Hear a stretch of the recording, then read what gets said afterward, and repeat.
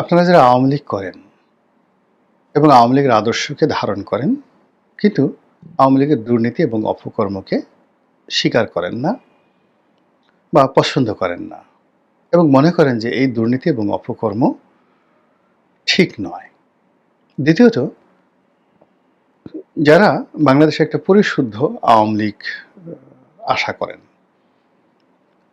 তারা রিকনসিলিয়েট হবে এবং তাদের মধ্যে যে সমস্ত মন্দ লোক রয়েছে তারা দল থেকে বাদ যাবে এবং শাস্তির আওতায় আসবে। এই কথা বাংলাদেশে যারা লোকজন বিশ্বাস করেন বা কামনা করেন, আজকের এই ভিডিওটি মূলত তাদের জন্য। এটা অনেকটা গল্পের মতো, একটা কাহিনীর মতো। আমি কৌশলগত কারণে একটা চোর পরিবারের নাম বলবো না, কিন্তু এই পরিবারের সবাই চোর।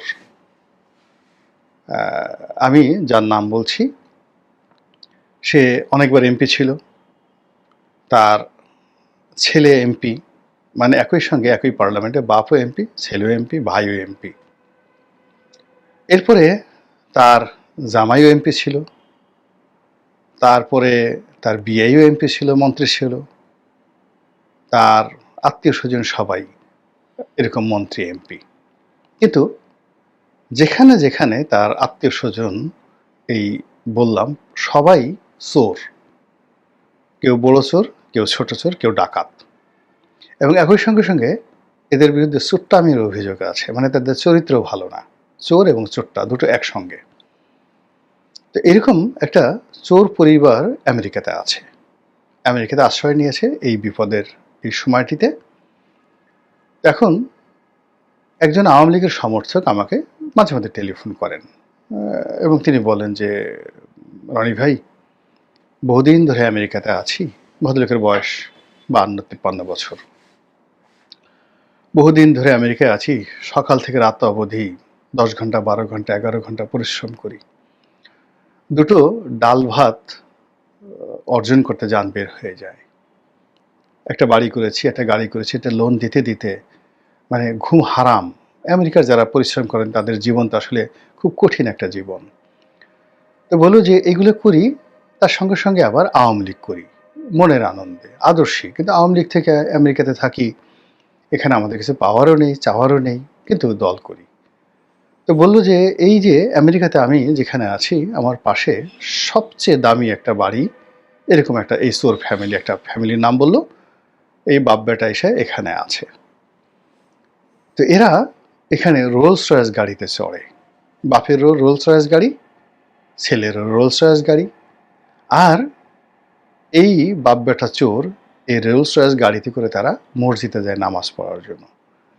আমরা যারা দেখি, লজ্জায় আমাদের একবার মনে হয় থাপ্পড়াইয়া গাল ফাটাই ফেলি, কিন্তু পারি না। দ্বিতীয়ত, এরা এই যে রোলস রয়েস গাড়িতে আসে, এদের কোনো লজ্জা শরম নাই। ওরা যে রোলস রয়েস গাড়িতে আসে, এটা দেখে আমরা লজ্জায় মরে যাই। যেহেতু আমরা ওখানে কমিউনিটিতে সবাই আমাদেরকে আওয়ামী লীগ হিসাবে জানে, ওখানে জামাতের লোক আছে, তারপরে বিএনপির লোক আছে, অন্যান্য দলের লোক আছে, তো আমাদেরকে খোঁটা দেয় যে এই দেখো তোমাদের চোর ফ্যামিলি বা চোরে আসছে, ওই দেখো ওই বাড়িতে থাকে চোরের বাড়ি, ওই দেখো চোর রোলস রয়েস গাড়িতে করে আসে। তো ওদের এই সকল কথাবার্তা আমরা যখন শুনি, প্রতিপক্ষের কথাবার্তা শুনি, লজ্জায় মানে মাথা নুয়ে থাকি।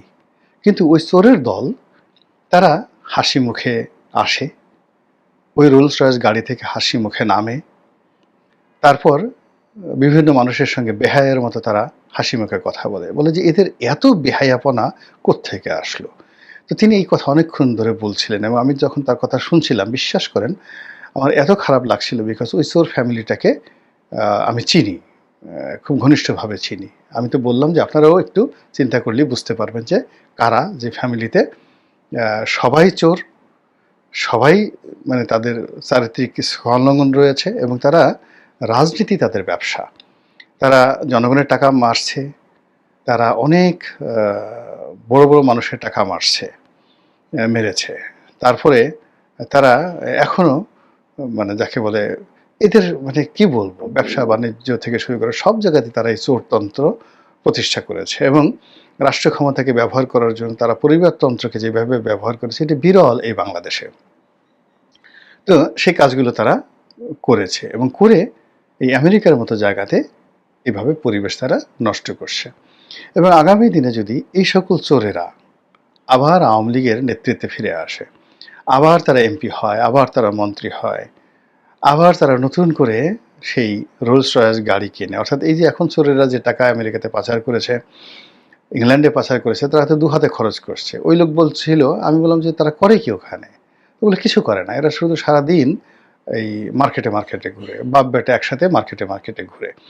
তো এই যে মার্কেটে মার্কেটে ঘুরে তাদের যে চুরির যে অর্থ, সে অর্থ তারা পাচার করছে, খরচ করছে, এক দেশ থেকে আর এক দেশে নিচ্ছে। আবার এই বাংলাদেশ থেকে প্রতিনিয়তই তারা এই টাকাগুলো বিদেশে নিয়ে যাচ্ছে।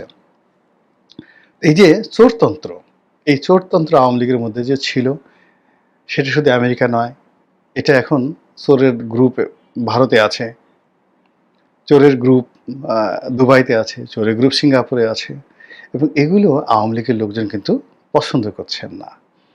এবং আপনি দেখবেন যে এদের এই বাড়াবাড়ি করার কারণে ইতিমধ্যে ধরেন অনেক জায়গাতে চোরদের সম্পত্তি বাজেয়াপ্ত হয়েছে, অনেক জায়গাতে রাষ্ট্রযন্ত্র, বিদেশের রাষ্ট্রযন্ত্র তাদেরকে টার্গেট করে মামলায় ফাঁসিয়ে ফেলেছে, এবং অনেকে সেই যে অনেক দেশ থেকে পালিয়ে তৃতীয় কোনো দেশে চলে গেছে, চতুর্থ কোনো দেশে চলে গেছে। অনেক চোরের যে বাড়িতে দালান উঠে না, তাও প্রমাণ হয়ে গেছে, অর্থাৎ চুরির টাকা অনেকের শেষ হয়ে গেছে, এবং তারা সেই এই গত ১০ মাসেই তাদের যে ১০ বছরের যে চুরির অর্থ, এটা শেষ হয়ে এখন অনেকে হাহাকার করছে। এই অবস্থা হয়ে গেছে। কিন্তু তারপরেও তাদের ভিতরে কোনো অনুশোচনা নেই, তাদের মধ্যে কোনো লজ্জাবোধ নেই। তারা বেহায়ার মতো তারা ঘুরে বেড়াচ্ছে। এবং আগামীর যে পরিশুদ্ধ আওয়ামী লীগ, সেই পরিশুদ্ধ আওয়ামী লীগে আবার নতুন করে তারা ঢোকার জন্য, তাদের কর্তৃত্ব বজায় রাখার জন্য তারা সেই তৎপরতা চালিয়ে যাচ্ছে। তো এটা দেশের বাইরে যারা আওয়ামী লীগ রয়েছেন তারা অপমান বোধ করছেন, কষ্ট পাচ্ছেন, এবং এগুলো নিয়ে দেখবেন যে আর কিছুদিন পরে এই আওয়ামী লীগের নেতাকর্মীদের হাতেই এ সমস্ত চোরের ফ্যামিলি মার খাবে। একইভাবে বাংলাদেশে যারা এখন জেলে আছেন আওয়ামী লীগ করার কারণে কিন্তু সৎ ছিলেন, আবার যে সকল নেতাকর্মী রাস্তাঘাটে ঘুরে বেড়াচ্ছেন, এই সময়টাতে মারাত্মক বিপদে পড়েছেন, বাস্তুচ্যুত হয়েছেন, তারাও কিন্তু এই যে বাংলাদেশে যারা চোর আছেন পালিয়ে, বিদেশে যারা আছেন, এই আওয়ামী লীগের লোকজনই তাদেরকে টার্গেট করে পিটানোর জন্য তারা কিন্তু ঘুরে বেড়াচ্ছে। ফলে আগামীতে চোরতন্ত্র কিন্তু বাংলাদেশে, বিশেষ করে আওয়ামী লীগের চোরতন্ত্র হুমকির মুখে আছে। এবং চোরেরা বিএনপির লোক লাগবে না, জামাতের লোক লাগবে না, ডক্টর মোহাম্মদ ইউনূসের লোক লাগবে না।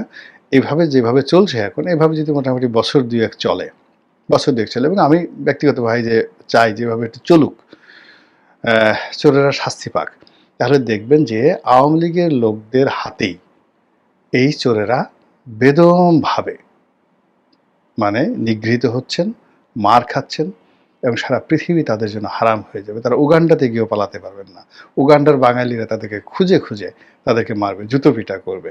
এবং আজকে এই রাগ হচ্ছে কথা শুনে, তার সঙ্গে সঙ্গে আবার এই যে ভদ্রলোক, তিনি ওখানে একজন খুব বড় পদে আছেন, তো ভালো অবস্থানে আছেন, ভালো একটা প্রফেশনে আছেন, তিনি যে তার দলের একজন গুরুত্বপূর্ণ ব্যক্তি, যিনি কিনা চোরের বংশ, পিতা পুত্র মিলে একসাথে চোর করেন, জামাই শ্বশুর মিলে একসাথে চুরিচামারি করেন, তো এরকম একজন লোকের প্রতি আনুগত্য না দেখিয়ে, তাকে সালাম না দিয়ে বলে যে আমি তো ওর কোনোদিন সালামও দেই না, ওদেরকে না চেনার ভান করি, কথাই বলি না, অথচ তিনি একজন কট্টর আওয়ামী লীগ। তো তার মধ্যে যে এই যে একটা জিহাদি মনোভাব দেখলাম, চোরবাদকে ঘৃণা করার জন্য, চোরদেরকে অপদস্থ করার জন্য তার ভিতরে যে একটা জিঘাংসা দেখলাম, তার মধ্যে যেটা ক্রোধ দেখলাম, এটা দেখে আমার কাছে ভালো লাগলো যে আমাদের বোধহয় রাজনীতিতে একটা গুণগত পরিবর্তন আসতে চলেছে। আওয়ামী লীগের চোরদেরকে যেভাবে আওয়ামী লীগের লোকজন ঘৃণা করতে শুরু করেছে, বিএনপির চোরদেরকে যদি বিএনপির লোকজন এইভাবে এই দেশে বসে এখন ঘৃণা করতে আরম্ভ করে এবং প্রতিবাদ জানায়, আর জামাতের চোর ইতিমধ্যে যে কয়েকজনকে আমরা দেখেছি, তাদের ব্যাপারে যদি জামাতের যারা সাধারণ মানুষ, যারা তৌহিদি জনতা, তারা যদি নিজেরা তাদের সেই চোরদেরকে শায়েস্তা করে, আশা করি আমরা একটা স্বপ্নের বাংলাদেশ গড়তে পারবো।